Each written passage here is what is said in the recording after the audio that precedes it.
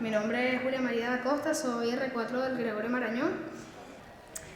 Mi especialidad en una palabra, pues yo diría que la palabra más indicada para hablar de otorrino es versatilidad. No solamente porque es una especialidad muy amplia, sino porque cuando terminas la residencia creo que tú la vas a poder adaptar a lo que tú eres como persona, y a lo que te gusta y a cómo quieres organizarte un poco la vida. Tienes un abanico de posibilidades y de verdad que es una especialidad bastante bonita. Quiero recalcar que no voy a intentar aquí convencer a nadie de ser otorrino, todo lo contrario, quisiera que aquellos que tengan dudas puedan disipar un poco las mismas y si hay algo que no tienen muy claro, pues que luego lo pregunten y que se vayan con una idea un poco más clara de lo que es la especialidad. Sé que es una de las menos conocidas y de las que a las que menos tiempo se dedica en la carrera de medicina, y este es el momento para aclarar esas dudas, ¿vale? Es una especialidad médico-quirúrgica. Si bien es cierto que, sobre todo según el hospital que escojas, va a ser bastante más quirúrgica que médica, con lo cual, si no te gusta la cirugía, los 4 años de residencia nadie te los va a quitar. Entonces piénsatelo muy bien, ¿vale? A mí me encanta la cirugía. Yo recuerdo que la primera vez que pisé el quirófano estaba en primer año, estaba en mi país, en Venezuela, en el Hospital Vargas, y cuando entré en quirófano, que estaba en ayunas, prácticamente no había descansado en toda la noche, casi tengo un vasovagal ahí extraño, y aún así tuve ese cosquilleo interno de quiero hacer esto adelante, y el día siguiente quería volver. Creo que de los que están aquí, si han tenido oportunidad de lavarse en quirófano y han tenido una sensación parecida, pues las quirúrgicas les van a venir bien. Tiene patología crónica, aguda, pero también tiene patología de emergencia, de urgencia. Si no les gusta la adrenalina, otorrino no es para ustedes, ¿vale? La gente cree que es una especialidad un poco tranquila, que se pasa bien y todo, pues muchas veces hay que correr. Y es fuerte ver a un anestesista, que es el que tiene que entubar todos los días al paciente, cuando el paciente no lo puede entubar. ¿Y a quién llama? Antes que nada, al otorrino. Y tienes que salir corriendo. Cuando se te rompe una carótida porque tiene una infiltración tumoral, tienes que salir corriendo y tienes que saber manejar ese estrés. Te tiene además incluso que gustar. A mí una cosa que me gustaba y que yo me planteaba al momento de escoger la especialidad es que quería algo que tuviese un rango de edad muy variable. Quería ver tanto pacientes pediátricos como pacientes adultos. No quería enfrascarme ni en una cosa ni en la otra. Pues para esto otorrino es perfecto. Vas a ver desde neonatos hasta ancianos de 100 años. Y esto todos los días, ¿vale? Es una especialidad poco conocida. Y creo que por esto es una de las especialidades en las que hay más residentes que pueden renunciar a la especialidad, tal vez un poco por desconocimiento.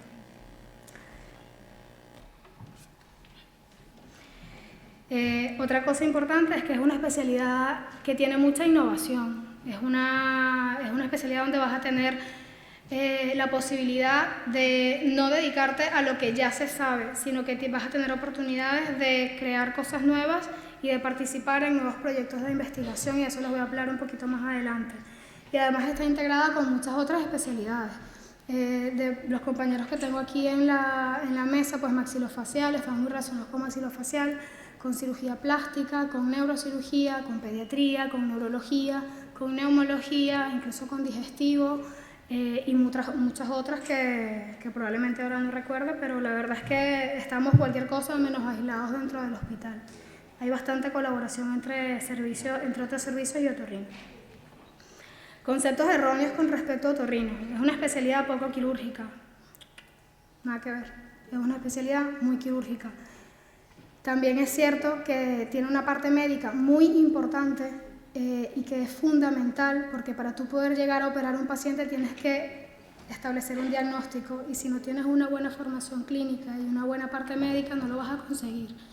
Y también es cierto que cuando terminas la especialidad ya va a depender de tu elección si quieres dedicarte a hacer algo más quirúrgico o algo más médico. Pero vuelvo y repito, los 4 años de la especialidad nadie te los quita. Te tiene que gustar el quirófano para poder ser feliz durante el posgrado. Es una especialidad light, nada que ver. Yo reconozco que cuando estaba en la carrera, por comparar un poco los residentes de cirugía general con los de otorrino, que tal vez tenían un poquito mejor de calidad de vida, tenía yo ese concepto que era una especialidad light, pues nada que ver. se trabaja bastante. Las guardias pueden ser muy buenas, pero también pueden ser de las peores del hospital. Entonces, quiten ese concepto de su mente si es que lo tienen de que es una especialidad light, porque no lo es. Y que se hace cirugía pequeña. Hay cirugía pequeña, hay cirugía microscópica, pero también hay cirugía grande, cirugía muy oncológica y cirugía integrada a otras partes del cuerpo más que del cuello hacia arriba, ¿vale? Entonces un poco otorrino. ¿De qué va la otorrino? Rotamos no sé cuántas semanas durante la especialidad en otorrino y nos quedamos un poco, pues, sí, ven mocos, sí, oídos, amígdalas, ¿vale? Pero en sí, ¿de qué va un poco la otorrino, no? Bueno, pues vamos a hablarles un poco de lo que es el día a día. La consulta es muy bonita y es muy variada, es muy amplia. En la otología vamos a ver otología general, vamos a ver la patología de oído externo, oído medio, oído interno, incluso ángulo pontocerebeloso. Hay hospitales en los que incluso hacen abordajes de base de cráneo lateral, ¿ok? Tenemos la consulta de hipoacusia, sobre todo tomando en cuenta la patología infantil. Si tienen oportunidad de estar en un hospital en los que tengan pacientes pediátricos, es un punto a favor. De verdad que la hipoacusia, bueno, a mí es que me toca muy cerca porque me gusta mucho este tema, pero la hipoacusia infantil de verdad que es precioso. Es muy bonito saber qué tienes que hacer cuando te llega un niño recién nacido que tal vez los potenciales le han dado, que está sordo en un lado, y que tú sepas qué es lo que tienes que hacer con ese niño, que sepas cuáles son las opciones que le vas a poder brindar y cómo tienes que manejarlo. Y luego está la parte de otoneuro, que también es súper interesante y es una de las zonas del otorrino donde más se está innovando. En cuanto a la rinología, pues tenemos todo de la rinología, desde la parte funcional, la parte oncológica, hasta la parte incluso estética, ¿vale? En cuanto a la patología laringea, tanto funcional y sobre todo es muy bonita la consulta de patología de voz, ¿vale? Y además tenemos la patología cervical en todas sus variantes, no solamente la oncológica, que la gente cree, bueno, cirugía de cuello es netamente oncológico, no. Tenemos patología de glándulas salivares, tenemos patología de tiroides y es verdad que esto varía mucho con respecto a cada hospital en el que se rote o en el que se esté. En mi hospital, por ejemplo, lamentablemente tiroides lo lleva prácticamente de cirugía y nosotros pues hacemos los tiroides que nos buscamos y nos curramos en la consulta, pero tenemos menos de los que quisiéramos. Luego, para continuar un poco con el tema de la consulta, la ORL pediátrica general es muy amplia y te tiene que gustar trabajar con niños. No se vale que, no, es que a mí el paciente pediátrico no me gusta, pues te tiene que gustar. Porque en la consulta que vas a tener cuando salgas de la residencia, una gran cantidad de pacientes van a ser pacientes pediátricos, ¿vale? Te tiene que gustar todo de la ORL pediátrica. Y por eso, vuelvo y repito, es importante, creo yo, que puedas optar por un hospital que tenga otorrinopediátrica y si no, exigir que se te haga una rotación en uno que tenga otorrinopediátrica para que tengas por lo menos ese primer acercamiento a lo que es tratar con un niño, que no es fácil. ¿De acuerdo? Bueno, y en cuanto a ORL pediátrica, no solamente vas a tener la patología general, las otitis serosa, las amigdalitis crónicas, no, vas a tener además pues, el manejo de la vía aérea infantil, las disfonías infantiles y como ya lo he dicho anteriormente, la hipoacusia infantil. Otro tipo de consulta que se está añadiendo cada vez más al otorrino es la consulta de parálisis facial. El tratamiento de la parálisis facial por parte del otorrino está tomando cada vez mayor importancia y es una consulta muy bonita, es una consulta fuerte, suelen ser pacientes jóvenes y pues esto es una cuestión que les imposibilita un poco su día a día y el poder ayudarles de una manera mayor o menos invasiva se agradece bastante. Luego está la consulta de disfagia, las disfagias que corresponden al otorrino, por supuesto, y esto también es una consulta pues bastante interesante que lo tengan en cuenta que existe, ¿vale? Y finalmente he puesto acá, que seguro se me estará escapando otra cosa, pero bueno, la consulta de SAOS. El síndrome de apnea hipopnea obstructiva del sueño es una patología que tiene un auge impresionante. En los últimos años cada vez hay más pacientes diagnosticados de esta patología. También hay muchos que están subdiagnosticados y el otorrino cada vez está teniendo un papel más importante, tanto en el diagnóstico del tipo de SAOS que tiene el paciente, como en tal vez brindarle una mejor adaptación a la calidad de vida en cuanto a lo que es la tolerancia a lo que muchos necesitan, que es la máquina del CPAP. y muchas veces también se le puede ofrecer un tratamiento quirúrgico curativo, ¿vale? En cuanto a la cirugía, pues la cirugía es bastante amplia. Va desde la cirugía microscópica, que no es solamente la cirugía de oído, también inicialmente la cirugía, que ahora lo más normal es que sea endoscópica nasosinusal, pero inicialmente la microscópica. Pero bueno, tenemos cirugía microscópica de oído, de nariz, luego la cirugía mediana, la típica amígdalas, adenoides, cirugías un poco más, las que más se conocen en el día a día, los drenajes transtimpánicos o cirugía de oído medio, crónica. Luego la cirugía endoscópica, que ya no solamente es la típica cirugía endoscópica nasosinusal, no. Tenemos cirugía endoscópica de oído, que cada día se hace más y en más centros. Cirugía endoscópica de glándulas salivares, cirugía teleendoscópica de laringe, ¿vale? Inclusive estamos teniendo últimamente pues técnicas como transorales endoscópicas ultrasónicas para tratar patología tumoral, y la verdad es que es muy interesante. Evidentemente tenemos también la cirugía grande, gorda, la cirugía clásica, por decirlo de alguna manera, del otorrino, que suele abarcar más la cirugía tumoral, ¿vale? La cirugía oncológica. Luego tenemos cirugía funcional y también tenemos cirugía estética, ¿ok? Eso es importante que lo tengan en cuenta. Es verdad que dependiendo del centro en el que te formes, pues tal vez la parte estética no vas a tener demasiada oportunidad de verla, sobre todo si tienes servicios fuertes de cirugía plástica. Pero bueno, eso como todo siempre se resuelve con una rotación, ¿vale? No es lo más importante. Y tenemos la cirugía de urgencia y emergencia. Es importante que la puedan hacer, porque cuando salgan de la residencia y les toque a ustedes solos, es mejor si han tenido una experiencia previa y que no les coja de sorpresa. Esto es un poco fotos de algunas, un 5% más o menos de las cirugías que se hacen en otorrino, ¿vale? Como pueden ver, puede ir desde una cirugía de un pólipo, ¿vale? En la laringe, a una estapedotomía, colocar una prótesis a una paciente con autoesclerosis, una cirugía endoscópica nasosinusal, ¿ok? Una colocación de un implante coclear. Yo cuando iba a escoger el hospital, el tema del implante coclear me llamaba muchísimo la atención, y creo que fue una de las cosas que puse en mi lista, que se hagan implantes cocleares. Hoy en día no lo colocaría en mi lista, porque realmente son pocos los centros que lo hacen, y tú como otorrino general al terminar tu residencia, a ti nadie te va a exigir que hayas estado en un sitio donde se pongan implantes cocleares, y muchísimo menos que los hayas puesto. Eso en ningún lado lo vas a hacer. Así que eso, aunque es muy bonito de ver, y si tienes la oportunidad de tener un centro donde los hagan, mejor, pero no es lo más importante, ¿vale? Y luego pues cirugías como esta, que es un abordaje infratemporal tipo A, pues para un paranglioma yugular. Entonces, la variabilidad de cirugía es impresionante. Puntos positivos de la especialidad, pues ya lo he dicho varias veces, es muy variada.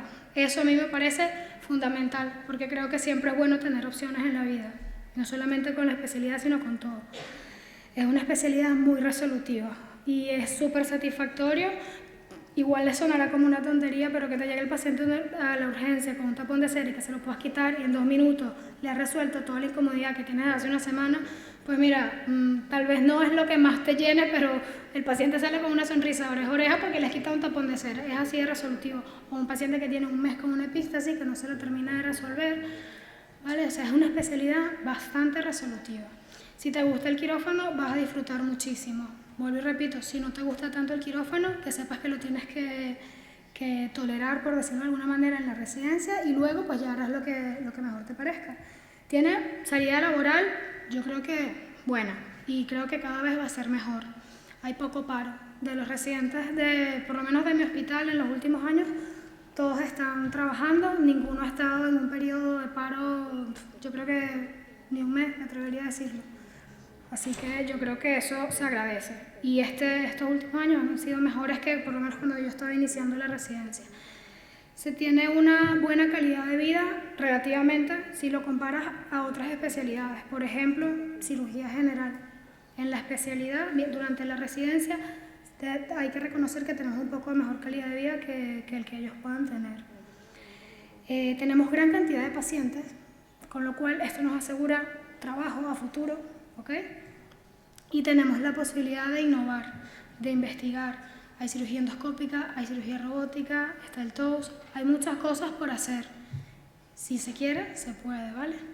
Puntos negativos. Es una especialidad muy especializada.